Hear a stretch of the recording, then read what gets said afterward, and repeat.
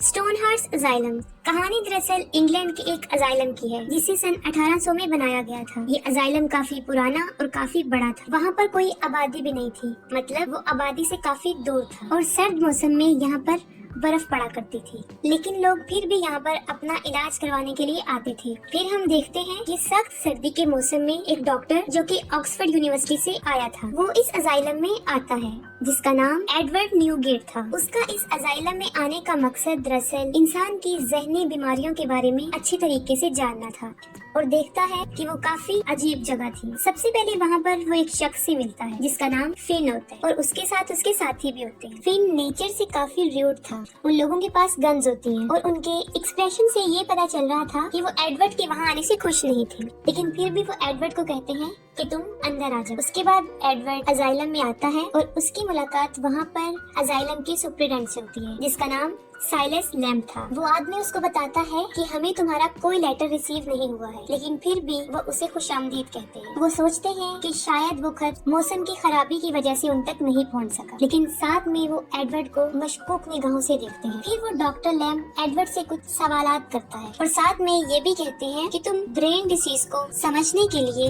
ऐसे अजाइलम में भी जा सकते थे जो तुम्हारे घर के पास था, यानी वहाँ तुम आसानी से जा सकते थे, लेकिन फिर भी तुम यहाँ पर क्यों आए अपने घर से इतना दूर। और साथ में कहता है कि तुम्हें इस अजाइलम में ऐसा क्या लगा जो तुम्हें अपने करीबी अजाइलम में नजर नहीं आया।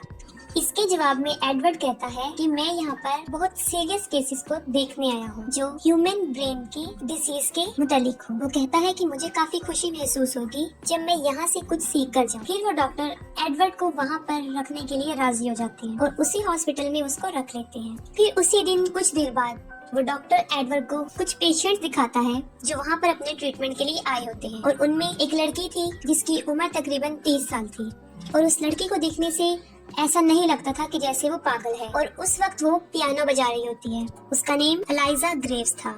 उसको दरअसल एक ऐसी बीमारी होती है जो औरत के अगर किसी सेंसिटिव पार्ट को टच करने से वो अकड़ जाती है और इस बीमारी का नाम हिस्टीरिया था और इस बीमारी में औरत अपने होश खो देती है। उस लड़के के यहाँ पर आने की केस हिस्ट्री ये थी कि उसने अपने हस्बैंड का कान काट दिया था, जिसकी वजह से उसको यहाँ लाया गया और ये समझा गया कि वो पागल है। एडवर्ड ये बात नोट करता है कि डॉक्टर का ट्रीटमेंट करने का तरीका बाकी डॉक्टरों से बिल्कुल अलग है। वो बहुत फ्रेंडली वे से पेशेंट से बात करते हैं और मरीजों को किसी किस्म की कोई पाबंदी नहीं होती, वो आजाद घूम सकते हैं। और यहाँ पर आमतौर पर पेशेंट्स के साथ वो सलूक भी नहीं किया जाता जो बाकी अजाइलम्स में किया जाता था, जैसे बिजली के झटके, ठंडे पानी से नहलाना शामिल होते हैं।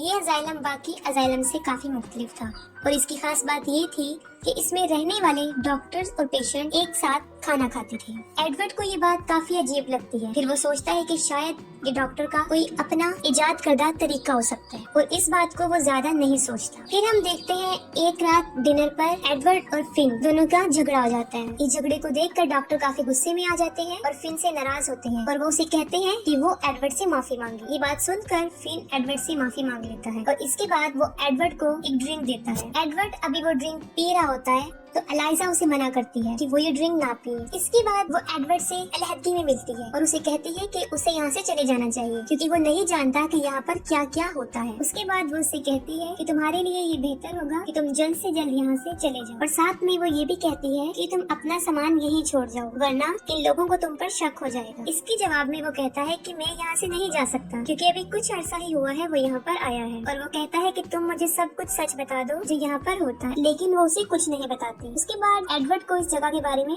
शक होने लगता है। वो सारी रात उसकी सोचने में गुजर जाती है। उसको लगता है कि वो किसी खतरे में है, इसलिए वो अपनी हिफाजत के लिए अपने साथ एक पिस्टल रखता है, लेकिन वो नहीं जाता क्योंकि वो ये जानना चाहता है कि वहाँ पर क्या होता है। फिर एक रात उसको अजाइलम के बाहर से कुछ आवाजें सुनाई देना शुरू करती है। वो देखने जाता है कि ये किस चीज की आवाज है। वो उन आवाजों का पीछा करते हुए बाहर जाता है और नीचे रूम में आ जाता है। उसके बाद वो नीचे आता है और ऐसी जगह पर पहुँच जाता है जहाँ पर बहुत से लोगों को कैद किया हुआ था। वो लोगों के बिहेवियर से ऐसा लग रहा था कि जैसे वो पागल है, लेकिन उनकी बातों से बिल्कुल भी जाहिर नहीं हो रहा था। ये लोग पागल नहीं थे बल्कि ये उसी अजाइलम के रहने वाले थे जिनमें डॉक्टर्स भी थे, नर्सेज भी थी, जिसमें सारा स्टाफ शामिल था। इसमें एक फेमस डॉक्टर बेंजामिन सॉल्ट था। इसके बाद वो इस सोच में पड़ जाता है कि सारा स्टाफ तो यहाँ पर है, लेकिन उन पेशेंट्स का जो ट्रीटमेंट कर रही हैं वो कौन लोग हैं। दरअसल जो लोग बाहर आजाद फिर रहे होते हैं वो असल में पागल होते हैं, यहाँ तक कि वो डॉक्टर भी। वो लोग टोटली मेंटल डिसीज का शिकार हो चुके हैं, लेकिन वो खुद को पागल नहीं समझते। वो समझते हैं कि वो ही वहाँ के नर्सेज और डॉक्टर्स हैं। लेकिन एडवर्ड को इन सब पर यकीन नहीं आता और काफी कंफ्यूज होता है। तब डॉक्टर सॉल्ट उसको बताते हैं कि एक हफ्ते पहले हमें तुम्हारा लेटर रिसीव हुआ था, और इस अजाइलम की हिस्ट्री भी बताते हैं कि यहाँ पर क्या हुआ था। कि एक साइलस लैम नामी डॉक्टर ने इस जगह को बनाया था। फिर उसके बाद जंग हुई और उस जंग में ही वो डॉक्टर पागल हो गया। उसका इलाज इसी अजाइलम में करना शुरू किया, लेकिन उसकी केस हिस्ट्री काफी कॉम्प्लिकेटेड थी और हमें उनकी मेंटल इलनेस के बारे में कुछ भी पता नहीं था। वो आदात से काफी अजीब था। अपने पागलपन से वो यहाँ के सारे लोगों को अपने कंट्रोल में करने लगा। वहाँ के डॉक्टर्स ने काफी ट्रिक्स आजमाई, काफी हरबे किए कि उसे नॉर्मल किया जा सके, लेकिन कोई भी इसमें कामयाब नहीं हो सका। हालात कंट्रोल में ना होते हुए उसकी हालत दिन ब दिन खराब होती गई और हम में से ही 4 डॉक्टर्स को उसने मार डाला। इस वाक़ये के बाद ही हमें यहाँ पर कैद कर दिया गया और हमें ना तो खाने को कुछ दिया जाता है और ना पीने को। अब उनकी हेल्प सिर्फ एडवर्ड ही कर सकता था। एडवर्ड खुद काफी परेशान था कि वो कहाँ पर फंस गया है और उसको किसी पर भी यकीन नहीं आता और ना ही वो करना चाहता है, सिवाय एक शख्स की, वही लड़की एलाइजा। वो फौरन एलाइजा के पास आता है और उसको सारी बात बताता है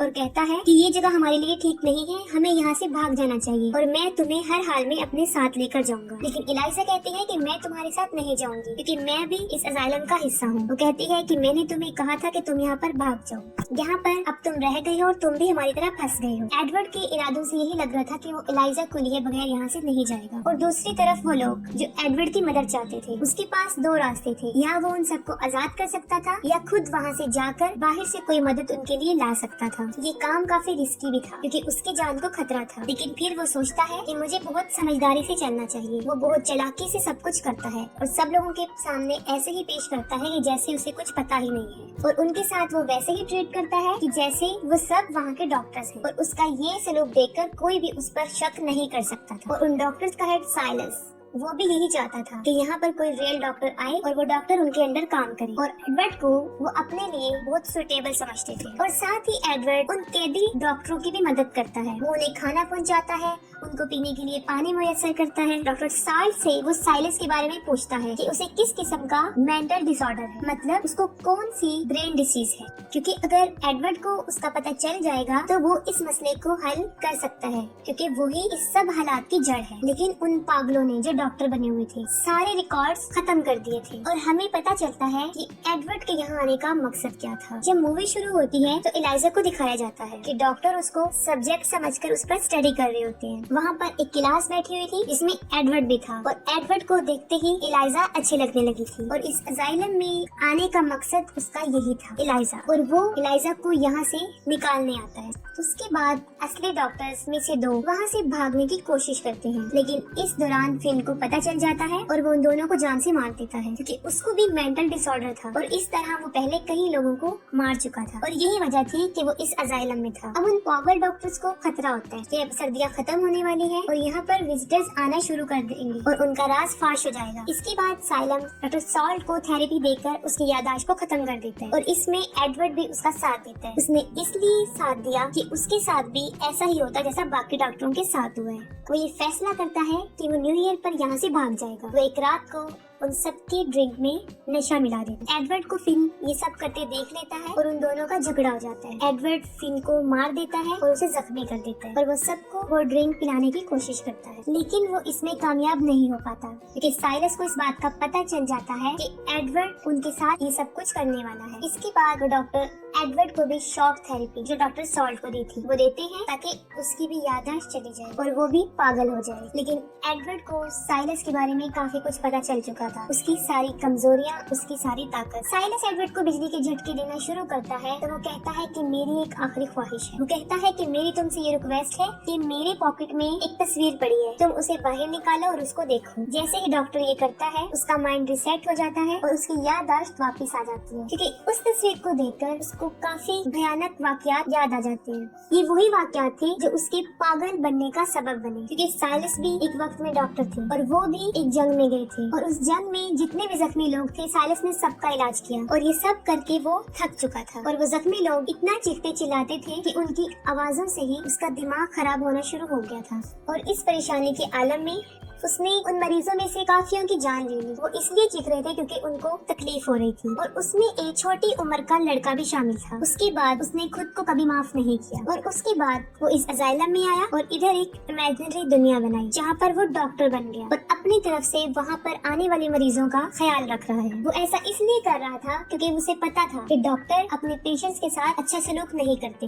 इसके बाद फिन एडवर्ड को मारने की फिर कोशिश करता है, लेकिन नाकाम हो जाता है। वो आगे बढ़ता है और बिजली के झटकों में आकर वो खुद मर जाता है, और उस करंट की वजह से इस पूरे अजाइलम में आग लग जाती है। उसके बाद एडवर्ड उस अजाइलम में मौजूद सब लोगों को बाहर निकाल देता है और उन कैदी डॉक्टरों को भी वहाँ से आजाद कर देता है। उसके बाद वो एलाइजा को भी वहाँ से आजाद करता है और अपने साथ ले जाता है। यहाँ पर एक हैरान कर देने वाली बात, कुछ अर्से बाद वहाँ पर एक डॉक्टर आता है जो एलाइजा को लेने आता है, और उसका नाम भी एडवर्ड होता है। ये देख कर वहाँ पर मौजूद सब डॉक्टर हैरान परेशान हो जाते हैं। वो कहते हैं कि अगर आप डॉक्टर एडवर्ड हैं, तो वो एडवर्ड बनकर कौन आया था जो हमारी मदद करना चाहता था। अब हमें पता चलता है कि वो डॉक्टर एडवर्ड भी पागल होता है, और एलाइजा को देखने के बाद वो एलाइजा को पसंद करने लगा। वो एलाइजा को अपना बनाना चाहता था, और जो डॉक्टर उसका इलाज कर रहा था उसका नाम एडवर्ड था। उसने अपने ही डॉक्टर की शनाख्त को चुन लिया था, और यही वजह थी कि इतने दिन वो उन पागलों के साथ गुजारता रहा, क्योंकि पागल ही पागल को समझ सकते हैं। लेकिन फिर वही पागल